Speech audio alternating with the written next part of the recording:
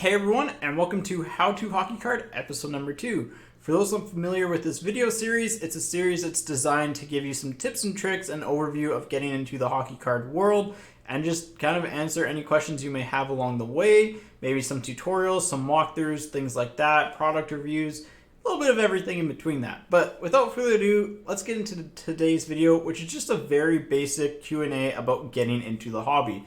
So the other day I posted on Twitter asking people if they had any questions about getting into the hobby or what they want to know about it, and got a few number of responses here. One of the questions I will actually be creating an entirely separate video on. I'll get into that later, but for the most part, a lot of the questions are kind of the basic ones that I expected, the ones that I get the most at sports card shows, stuff like that. And so yeah, let's get into them. And the first one is pretty much just, how do I find the value of my sports card? Like, where can I find it? How much is my card actually worth? And really, there's a short answer and a long answer. The short answer is eBay. At the end of the day, a card is only worth how much someone is willing to pay for it, and the best indicator of that is using eBay, especially using eBay completed listings. I'll actually create another video on that later on, showing you how to kind of walk through eBay and find out the value of your sports cards and other tips and tricks to just kind of find out the value. But generally speaking, all you need to do is go on eBay. You need to search up the player name of your card, the set the card's from, and the year the card is from, and you'll see, similar cards that are listed. It obviously gets a little bit tougher when you have like rarer cards, like cards that are one of ones or like low number cards out of 5 or something like that. You might not be able to find them, or even cards from like older sets, just because newer cards are up the most often. But for example, I have a Troy Terry Illustrious Rookies here. So all I would do is enter Troy Terry Illustrious Rookies. It's out of $2.99, so I put out of $2.99 in an eBay search, hit search, and then you get a bunch of listings of that card. You can kind of see what it goes for, and yeah, that's really about it. That's the main way to find the value of a card. There's a couple other sites that people buy and sell cards off of. The main other one outside of eBay is Check Out My Cards. It's a site. It's actually a good hobby site, especially if you're looking to kind of like complete your base collections or just collect like the basic cards and stuff like that.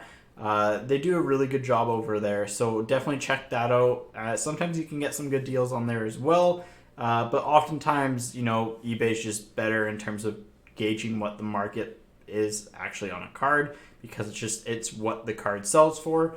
And then finally, the other thing that people might cite is Beckett, which is book value. It's kind of like Beckett kind of releases a price guide, and it's online or in magazines, and it's just like a giant list of pretty much like how much the card is worth based on its condition and things like that. The problem with Beckett or book value is that it can either grossly overestimate, which happens a lot, or even actually grossly underestimate the value of a card. For example, there's some cards valued in there at like $500 that only sell for $50.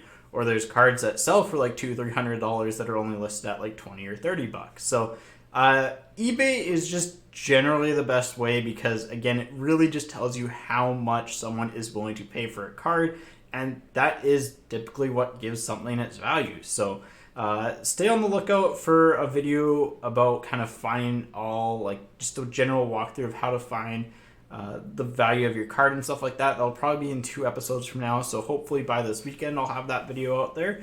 But yeah, the next question was figuring out how rare a card is, and this one is, again, along the similar vein. The best way to do this is, especially with Upper Deck cards, Upper Deck actually does a really good job of giving you the pack odds and stuff like that. So it kind of lists like, hey, this card is 1 in 576 packs. Sometimes there can be like different groupings of short prints and stuff. So for example, you could have like Group A, Group B, and Group C, and like combine their odds might be like 1 in 500. But Group C, the cards might be like a little bit easier to pull because there's more of them and they're like lesser named players. And then Group A could be like your Connor McDavid's and Wayne Gretzky's, and they're a lot harder to pull. But combined, the overall card kind of comes to that like 1 in 500 mark. So that's generally like how you find out how rare a card is. Rarity doesn't always mean more value, but it can mean less supply, which actually can drive up value. Again, it's just something that's kind of cool, because like you could be opening up packs and you could have a box that like really defies the odds with a couple of really like super short print inserts, and you're really excited about that. Like, for example, I had a box of, I think, 2014-15 o-pee-chee that I hit like 2 insanely short printed cards out of, and it's like, it was a box that was just sitting. It's like a $45-50 box, and these cards were like very, very hard to pull. That it's just been sitting there, and I got really lucky. So it's cool kind of figuring out that and figuring out like how lucky you were if you got the stated odds, stuff like that. So anyways, that's kind of how you find the value of a card and how to find out how rare a card is.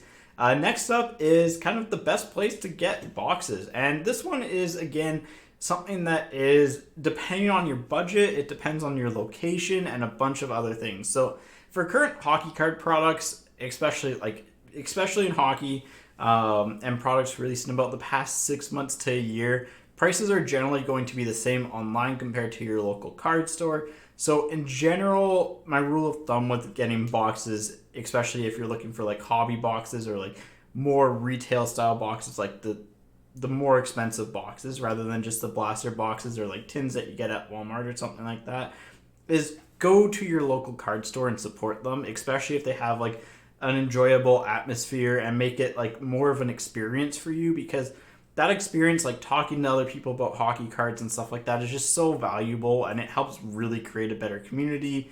It helps support your local card shop, and that in turn just kind of helps create and generate more interest in the hobby in your local area. It can lead to like trade shows. You can build like connections through there and stuff like that. And it's just overall, like if you have a really good local card store or LCS as a lot of people call them, like go out there, support it, especially on recent releases, because the price difference isn't going to be that much from there to online. But that being said, do make sure you check your prices online, because sometimes they can get up there in terms of like what the actual price of the product is compared to what you can buy it at like say some of the bigger retailers online. If you don't have a local card store, you can check out some of the bigger online retailers in Canada. My favorite ones are kind of like Cypher, Epic, and Mirage Trading for recent releases. In the US, if you're in the States, DA Card World, Steel City, Blowout Cards, they'll probably be able to offer you the best overall deals. For older products, again, this is one that kind of gets a little bit tricky, because older products generally vary in price depending on how good that year of cards were, especially the rookie crops, and also like how much product is available. So for example, in Canada at least, there's a lot of 2017-18 Series 1 retail at the card stores that I go to, and you can get the retail boxes for $45 a box Canadian, which is a really good deal. That is actually the product that I recommend the most if you're getting into sports card collecting. And like online, you can find it for about the same price, but then you could find like some 2007 2008 boxes online for cheaper than you could in person, just because again the products are a little bit rarer in person at your local stores. They may not have as much of it, so again, they're just kind of holding on to it. If it goes up, it goes up. If someone buys it, someone buys it. And a lot of the online stores, they have their warehouses. They're just trying to move inventory a little bit quicker, because they have more product. They have the ability to move it quicker and just reach more people. So, but anyways, answering that overall question is, generally speaking, if you have a local card store, I'll actually leave a link in the description below to kind of find out if you have a local card store. But like, if you have one that has an enjoyable atmosphere, or if you've never been to one, I highly recommend going to one, especially for new card releases, just because you can get some cool promotions. You can just have an enjoyable experience, and that's really what it comes down to. Is it's a hobby. It's about having fun. It's about that experience. And so kind of like going there, getting to see the boxes, buy it in person, have that like face-to-face communication, or even like some of the online stores do a really good job of this, where they make sure you feel cared for and valued as a customer. And those are the ones that I generally say, go and support those ones. Those are the good stores. And yeah, so the next question actually came in the same tweet, was the best place to buy cards. And again, same with the best place to like kind of find the value of your cards. eBay is generally going to be your best bet, just because that's where a lot of the cards are sold. So you can find most of them on there. ComC, which is check out my cards. You can find cards on there as well. Your local card stores can have them, like Facebook groups. Make sure you're in the ones that are trusted, and just be careful who you're dealing with a lot of the times, because sometimes there are people that are a little bit on the shady side of things. So just make sure anytime you're doing any trades with sports cards, especially that involves mail, make sure you're doing it with someone that you trust or that is in a trusted group that has done a lot of sales before. So like eBay, also local card shows are a great way to go and buy cards. I personally set up at a local card store or card show in Vancouver each month. It's a lot of fun. I'm generally like a little bit more lenient on my prices there just because if you sell on eBay, you have some fees and stuff like that and shipping, and it's just nicer to kind of have, again, that face-to-face interaction, that experience with the hobby, and you can get some better deals that way. So the next question after that is kind of like which brands and years are worth anything? And this one is a really, really tough question to answer outside of anything from the early 90s is only worth the paper it's printed on. Like, especially Pro Set, like, that stuff really isn't worth a lot. There's like one or two cards from it that might be more valuable. And actually, this kind of applies to another question that's like, I have a giant collection of cards. Like, how do I find out, like, how can I parse down the list to get like a smaller group of cards that I want to sell online to find out, like, just to make sure that they have value? And again, a lot of it's just dependent on player, the set, the year, the card condition, stuff like that. But yeah, so anything from the early 90s generally doesn't have any value. It's unfortunate, but it's just kind of the way it is, just because of the mass overprinting. So outside of that, yeah, it's really dependent on so many factors that it's hard to fully answer that.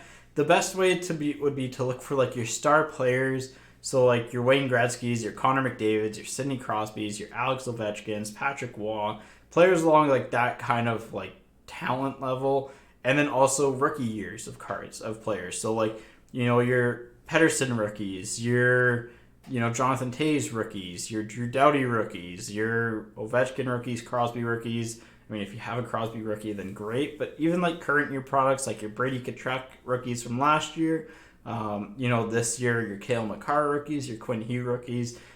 Rookies in general will carry more value than base cards just because it's their rookie year. And people like to collect that first card. It has that special value because it is the first time they've ever had a card. So that's generally like kind of what you look for is your rookie cards, your star cards of like special inserts and stuff like that. Base cards in general aren't really worth a lot. There are like short prints and stuff like that. But so like if you find like generally like common sets that you have, just go through like a set checklist or go online and search up that set. You can go on eBay, search up that set and go like price high to low, and you'll generally get like an overview of what cards to look for. Again, a lot of it just can come down to like the player, the set, the year, the card condition, and again, early 90s cards, they're really only worth the paper they're printed on. So the next question was kind of like, there's a lot of sets out there, and this is one that I actually get quite a bit. Like, there are so many sets out there. Can you give like an overall breakdown of like what sets to look for? And I could spend a lot more on this topic, which if you want me to, let me know. But I kind of break them down into 5-6 categories. So you've got your staple card sets. These are for hockey. You've got o-pee-chee, you've got Upper Deck Series 1 and 2, SP Authentic, the Cup, and then I saw Ultimate in there just because Ultimate generally has some like very valued rookie cards. It's kind of like the second real on-card product and the first like main on-card patch autograph product. So that one I kind of is like borderline between that and the next tier, which is I call the supporting products. So these are kind of like the more specialty products that have their kind of fill their niches, and certain people love them, certain people don't, but for the most part, like they're generally accepted and collected. So these are like Upper Deck Artifacts, Black Diamond, Trilogy, SP Game Used, SPX, Ice, Premier, o-pee-chee Platinum, and then on the lower end, MVP. And then so these are all sets that they're all like, they have their design, they have their people that like go hard after those cards. They have cards in them that are very highly valued, like Ice, for example. The Ice Premier's rookies, especially the out of 99 ones, are just like a staple card of the hobby. But in general, the product isn't as widely collected. But the Ice rookies out of 99 are very highly valued. Same with the Ice Premier's rookie patch autos out of 10, but those are insanely tough to hit. Same with like SPX, the rookie patch autos there. SP Game Use, they have True Rookies, just a lot of cool game use stuff like Supreme patches. Black Diamond, they have like the Diamond Relics, like the Makar and the Mail Day that I got. Artifacts is kind of like the first patch product and rookie product of the year with rookie redemptions. So like you get redemptions for rookie cards. So like for example, this was last year with the Flames. I think this was Valimaki, I'm not quite sure. But like it's kind of your first chance at the rookies with artifacts. There's like a lot of game use stuff in there, a lot of autographs. Just it's kind of that first like mid-end product of the year, so people normally like it. It's actually slowly moving up into that staple tier for me. The rookie card value has actually increased quite a bit over the past couple of years, so interesting to watch. Trilogy actually just came out. It's about a January release most of the time, and it is kind of a more like rookie-focused product where you're looking for like your rookies of different levels and autographs. There's not a ton of patches, but it's mainly like a rookie autograph type product. So after that, normally SPX comes, or SP Game Use comes out, and as the name suggests, it's like very game use dependent. So lots of jersey cards, patches, some autographs. They have True Rookies in there, which are numbered to their jersey numbers, and those can actually be extremely valuable, especially for like, you know, for example, last year, Pedersen's True Rookie was out of 40. There were only 40 of his actual rookie cards. And again, a True Rookie card is a card that is kind of in the set of like 1, 2, 3, 4, 5, 6, 7, 8, 9, 10. Like that list of cards, like the main set, it's the card that's listed in there. So that would be the True Rookie, and the True Rookie holds the most, it typically holds the most value out of any of the rookie cards. So, yeah, anyways, I could go on and on about all these products in the supporter group, but I'm going to skip ahead to the limited run set. So these are sets that don't always appear every single year. Two of these I'm not quite sure on because they've kind of, they were introduced last year, so I don't know if Upper Deck's going to carry them on this year. But you have, Chronology, which came out last year, which is like an NHL alumni-focused product. It's a really cool product if you like, kind of the more historic players and stuff like that. You have Clear Cut, which was the first release last year, which was like all kind of acetate cards with on-card autographs. It was a really cool product as well. Buybacks, which first debuted in I think 2015-16. I'm not quite sure there though. But it's like Upper Deck gets a whole bunch of cards and they get players to sign them, include like a certificate of authenticity with them, and then package them back up. And so it's a cool product. It actually came back out again this year. The price point is definitely on the higher end there though, it seems. So like for that and Clear Cut, they were both actually like a single card per box type product. Like Buybacks kind of had a couple base with them, but at the end of the day, it was really about that one single card. And then Splendor actually merged into the Cup. This was a limited time like print run where it's just, again, single card, memorabilia, patch auto, stuff like that. Cool product, but it was a limited run set. So you'll see those pop up. Like there's generally like a couple every year that pop up. And so they're generally collected, but they aren't like the main staple cards that you'll see or sets year in, year out. You've also got your new sets. So these are ones that like Upper Deck's introducing, trying to get feedback on, seeing what collectors like. These are a lot of like test and learn products to see what the market's about. So Synergy's in that group. It got introduced in 2017-18. It's still out today. Its popularity is not great, but Upper Deck does create some cool cards with it. So it's still kind of kicking around. Ingrained debuted last year, and it's also coming out again this year. So it looks like that's going to kind of move into the supporter tier as well, because it is widely more accepted by the hockey card collector world. And you've got, actually, there's two new sets this year. Allure, which just came out, and then Stature, which just got introduced. So, again, these are all products that Upper Deck's kind of doing some tests and learns on, seeing what the market's like, just introducing some new stuff in there. And so a lot of them are, like, a lot of these new sets might not have the highest value right away, but down the road, as they kind of like build up a brand name and brand loyalty, they might actually move into that supporter tier, or the set might be scrapped entirely. Like that's happened before. So yeah, what else was there? There was group breaks. So group breaks, I'll probably make an entirely separate video on this just because there's a lot to go into. The main question was like like, what is a group break? So a group break is when, there's a case of cards. So for example, just getting back to the basics here, in like how sports cards are typically packaged is that their cards are packaged in a pack, then the packs are packaged in a box, and the boxes are packaged in a case. Sometimes there's an inner case, so like the boxes, so say for example there's a 16 box master case, there's two 8-box inner cases, but generally you have a case of cards. Inside the case you have the boxes, inside the boxes you have the packs, inside the packs you have the cards. And so group breaks generally take a full case of cards, divide the cost over a lot of teams, because a lot of them do like team random breaks, so you have 31 teams, soon to be 32. So you divide the overall cost of the product down by the teams, and you get into the break for cheaper. And it gives you actually some shot at like some like the higher end products like the cup. It allows you to kind of get into that and just get a shot at a high end card for a reduced price.